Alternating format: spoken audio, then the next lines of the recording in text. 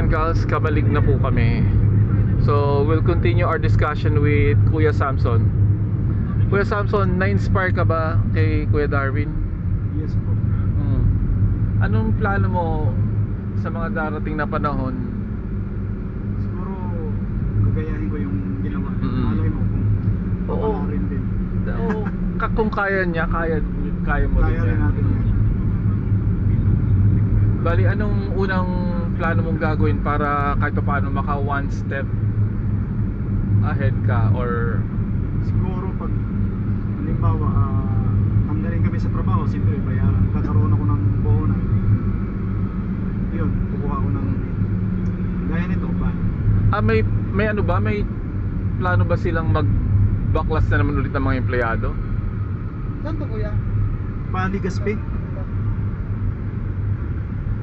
Paligaspi yan. Sa Araneta.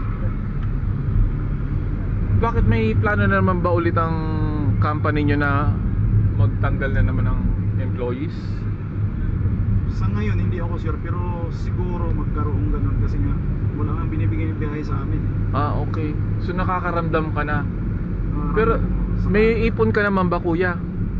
Sa ngayon wala pa po eh. So kailangan mo na mag-ipon para Kailangan kahit na, para mag-umpisa. habang hindi ka pa na nila inaano, tinatanggal, kailangan mag-ipon ka na para makapagsimula ka ng makapagplano ng mabuti at magaya mo si Kuya Darwin na magkaroon na rin ng sariling unit, di ba? Oo. Ilan taon ka na ba sa ngayon? 41 na ako. Okay, kaya pa yan. Ilan na. Si Kuya Darwin, wala ba siyang planong tulungan ka na? Sige, bigyan kita ng puhunan.